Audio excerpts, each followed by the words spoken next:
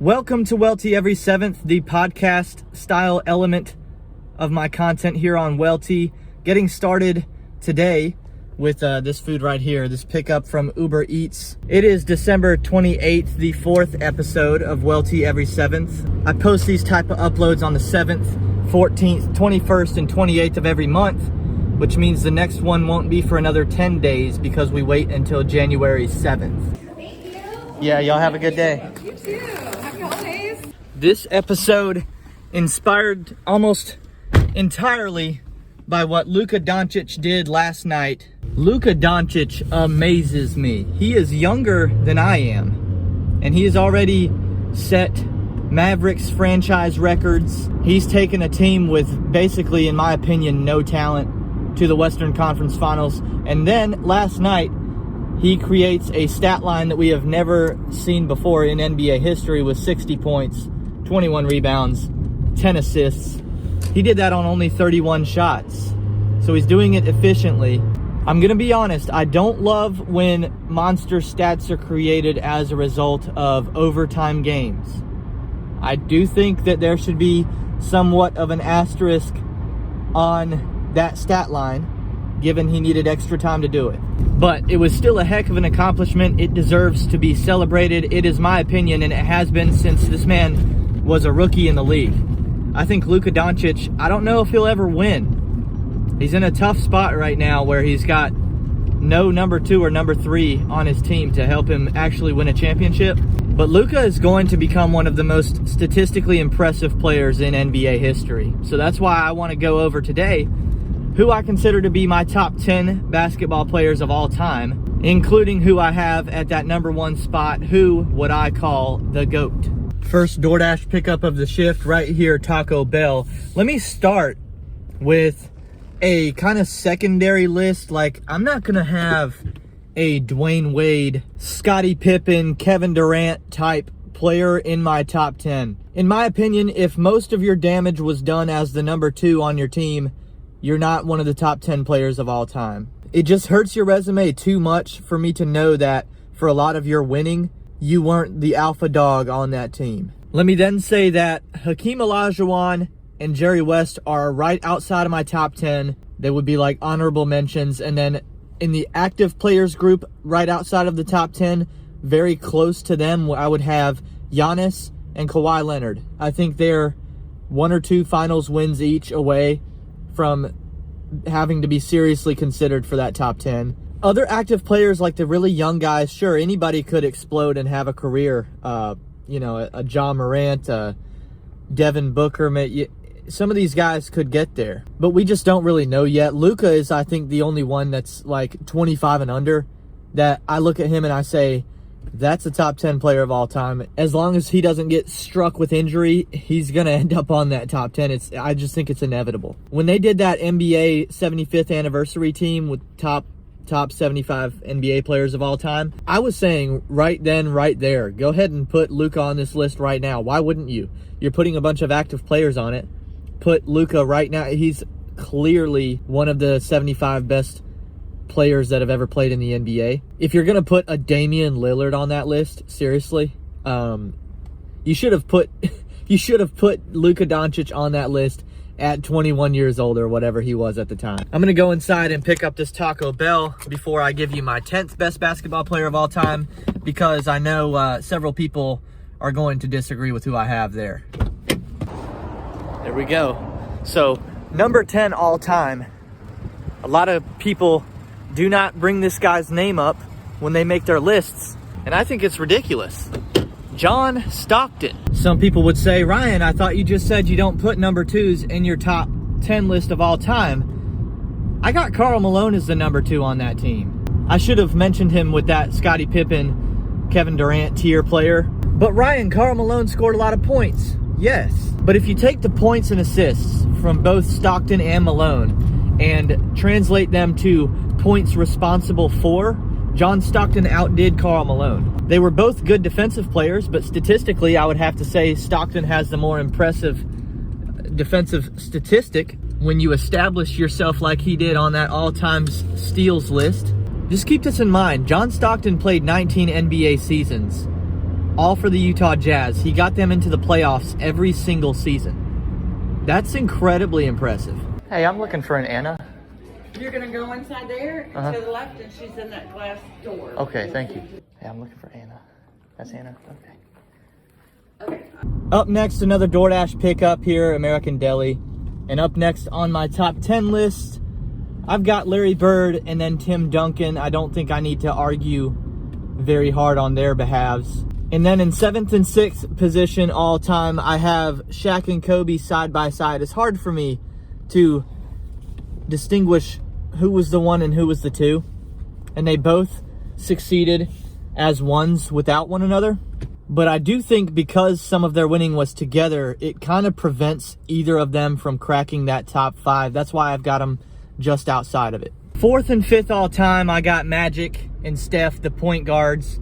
If you forced me to distinguish between which one's 4th and which one's 5th, I would probably have Magic ahead of Steph just because of, I just think he's more versatile. He's more positionless than Steph is. So yeah, I've already got Steph in my top 5 all time. I think this last championship has to put him there. The fact that he did it before and after Kevin Durant, I think really shows you kind of who was boss on that team. The 73-win season, the changing of the game, making everything so perimeter based, the fact that he dominates all the 3-point shooting records, and the fact that he's not even done yet. I know he's the baby-faced assassin. It didn't seem like it was possible for this man to become a top 5 basketball player of all time, but I think he's there. How's it going? You want to grab this drink for me? Thank you. Absolutely. There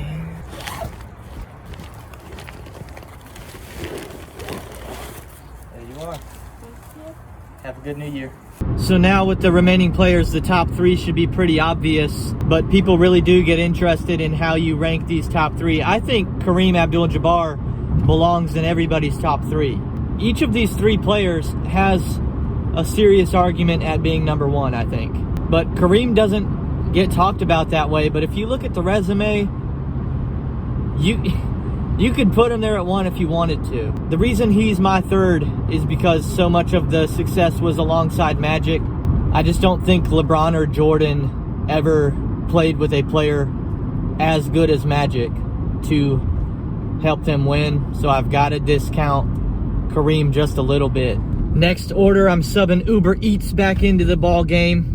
We're gonna go make this pickup at Starbucks. The LeBron and Jordan argument to me is so tough. I get it on both sides. I grew up a Bulls fan before I became a Hornets season ticket holder. I was a Bulls fan. So if I have a bias one way or the other, I would say I would swing more toward being biased toward Jordan in his favor. That being said, I got Jordan at number 2. I used to be a lot bigger LeBron guy than I am now that he's just become a globalist, and I don't really like him. But my goodness, you can't deny the athletic talent that he is. A lot of the arguments that people make in favor of Jordan being the GOAT, I think are arguments that if you just spun them around, you could use the same points to say that he isn't the GOAT, because they're like, oh, he went 6 for 6 in the finals. Yeah, well, that means he only made it 6 times. Let's say you were to assign a point to each guy. 1 point for a finals victory, half a point for a finals appearance that you make a loss in because you finished 2nd place. So let's say that's a half point. LeBron's got 10 finals appearances and 4 victories to Jordan's 6 for 6. On that point scale, LeBron actually outdoes Jordan. No, I don't think you should punish LeBron James because he lost finals. As a fan of a team or a player, I'd much rather you get to the finals and lose than not get there more times. Like, yeah, give me the Eastern Conference championships. Finals appearances with a loss are not something to be ashamed of. They told me they're out of Uber Eats bags, so I have to just deliver this to the customer. Kind of looks unprofessional. The other reasons why I would put LeBron ahead of Jordan, again, I think he's probably more positionless than Jordan is. They're both good defenders. I feel like Jordan would lock down a guard but LeBron in his prime could do that as well. And LeBron's going to have a better chance at preventing a 7-footer from doing work. I don't think you can definitively say one's a better three-point shooter than the other. I don't think you can say necessarily that Jordan's even a better scorer. I mean, when you look at it, LeBron's averaging 27 points a game in his 20th season. He's going to end up with more playoff and regular season points than Jordan. So the fact that I think you can't necessarily say one's a better scorer than the other, but you can say LeBron's definitely the better passer. He's definitely more consistent throughout the career. Like, Jordan had a really hot, on fire prime, but LeBron has been more relevant in the finals conversation for a longer amount of years. And once again, LeBron's not done yet. So if you're gonna say that the two are really close, you're probably just gonna want to be preemptive and go ahead and say, well, as LeBron continues to stack accomplishments and stats, and who knows, maybe he gets to another finals or not, but if he doesn't, it doesn't hurt him. And so the potential's still there to just add to the resume. You might as well just kind of go ahead and concede that LeBron's probably going to edge him out if you don't think he has already.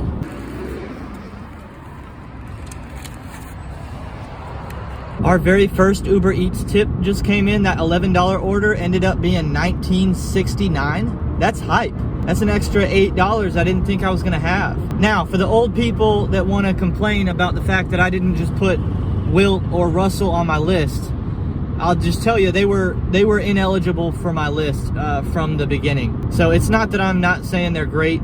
It's just I can't take you seriously on an all-time list at this point in history when you were playing, first of all, in an 8-team league. So I'm not as impressed by 11 championships as I would be if someone were to do that today. I mean, statistically, winning 11 championships in an 8-team league would be similar to winning like 3 or 4 today.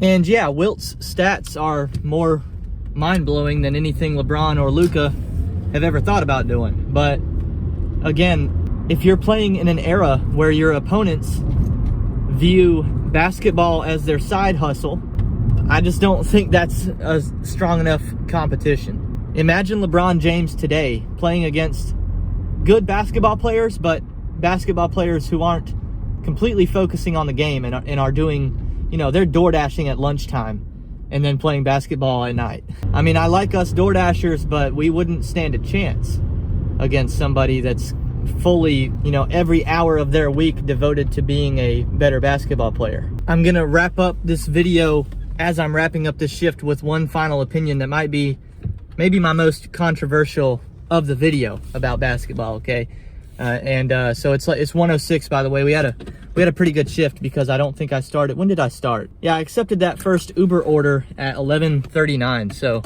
in less than an hour and a half, we made more than 40 bucks. Anyway, my final opinion as I consider DoorDashers playing basketball.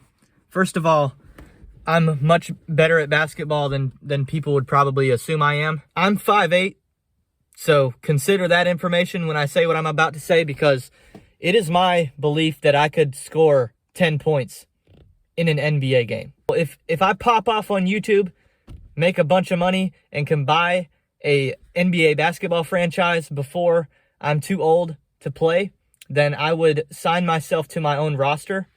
I would probably make myself the head coach of my own team. I'd be very much like a Jerry Jones type, I guess. So I'd make myself head coach. I'd sign myself to my own roster, and as head coach, I would substitute myself in at the end of quarters for that final possession.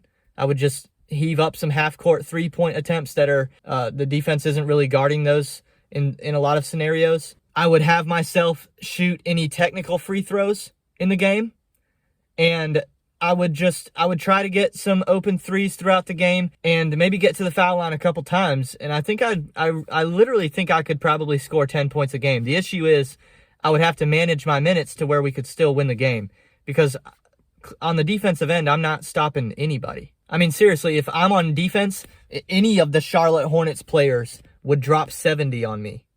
And our players aren't very good. So I'm not saying I would have a positive plus minus. I'm just saying I think I could put 10 points up in an NBA game. Let me know in the comments what you disagreed with from my top 10. If you think I'm crazy thinking I could even score a single basket in an NBA game, because a lot of my friends, when I tell them that, think I'm just off the ranch with that opinion. If I get a bunch of people disagreeing with me, eventually I'm going to have to shoot some hoops on the channel. I did that one time, actually. You have seen me shoot a couple three-pointers if you've watched all my videos. But eventually, I've heard some other gig tubers talking about how they're pretty good hoopers. You can see me anytime, boys. You know who you are. Unless you're like over 6 foot and just can keep me from getting any of the rebounds. If you're under 6 foot, I don't know, like Pedro, Hannibal, I don't know how tall these guys are. But I promise you, especially if we go make it, take it, I'm scoring every time. You won't see the ball. I hope you guys enjoyed this WELTE every 7th. I will see you next time on WELTE.